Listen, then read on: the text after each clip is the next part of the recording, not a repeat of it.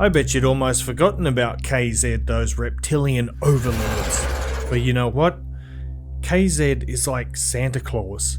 They work late into the night and they steal your milk and your cookies while you're sleeping. And in this video, I'm looking at the KZ PR1 planar magnetic IEMs. Let's get it.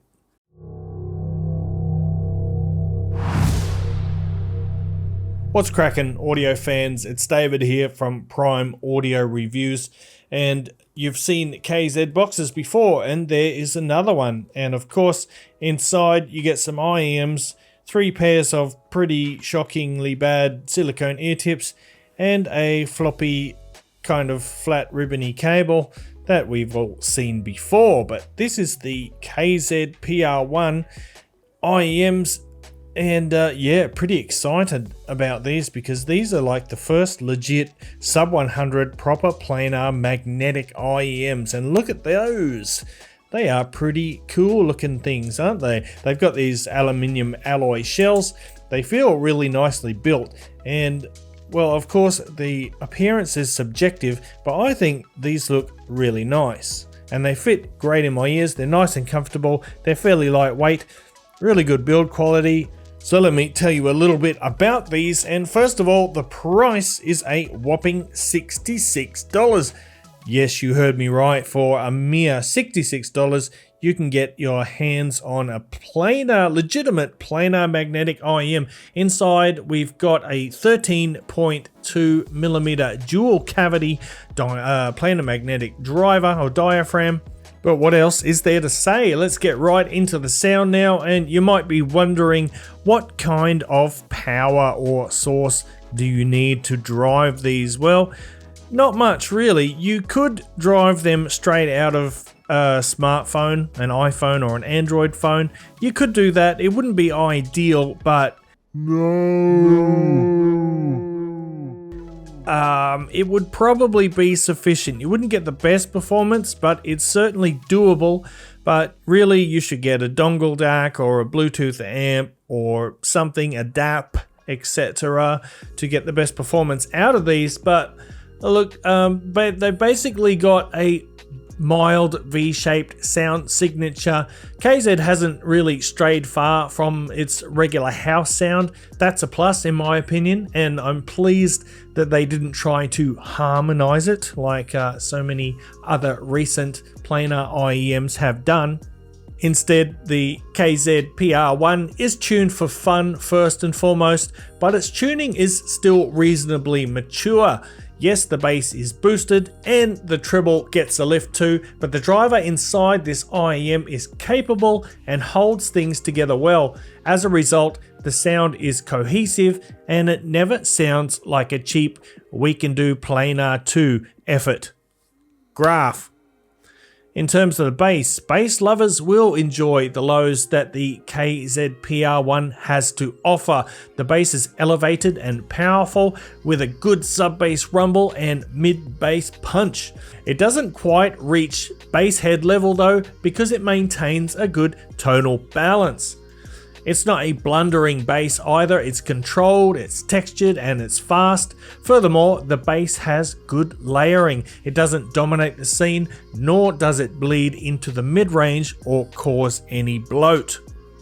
So it is a powerful bass. It's not quite bass head level, but yeah, pretty good quality one. You'll get your nice body and fullness there without muddying up the sound too much. Then in the mid-range, the overall sound signature is V-shaped, and as a result, the mid-range is slightly recessed in terms of forwardness in the mix. However, the mids have good clarity and spacing, which aids in increasing the soundstage depth. Vocals and instruments have a credible tone quality and note weight. As expected with planar magnetic drivers, the PR1's mids have fast transients with highly controlled attack and decay.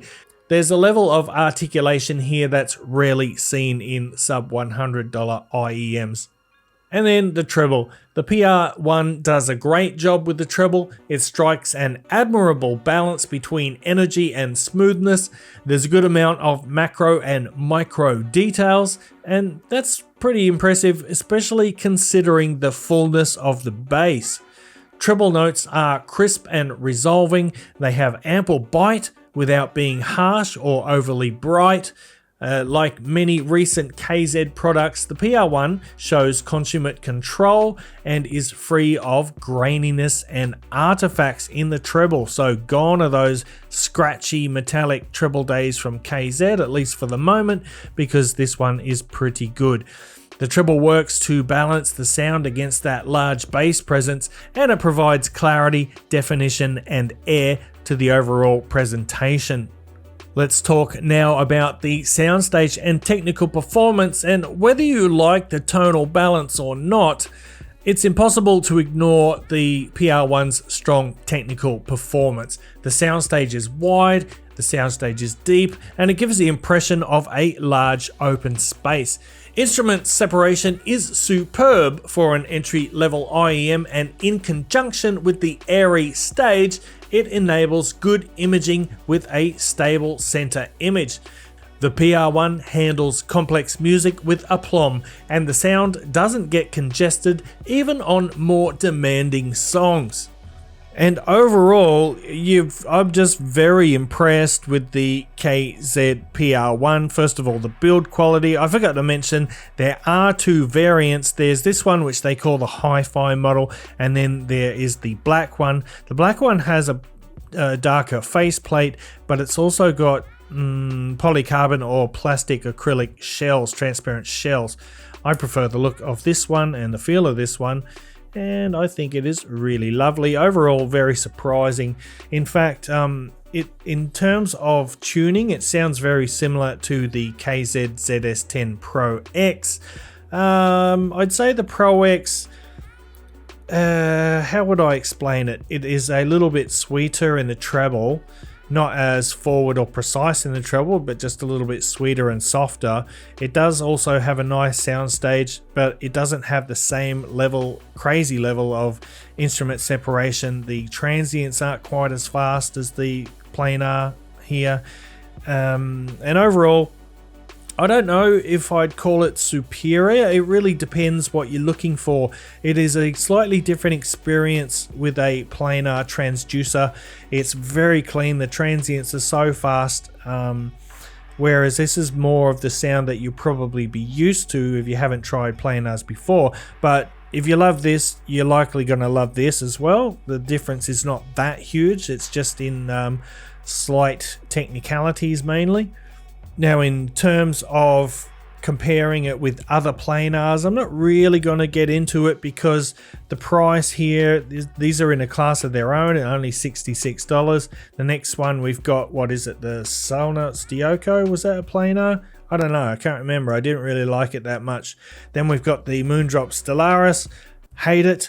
I would pick this over the Stellaris any day. It's just got a more pleasing tonal balance to me.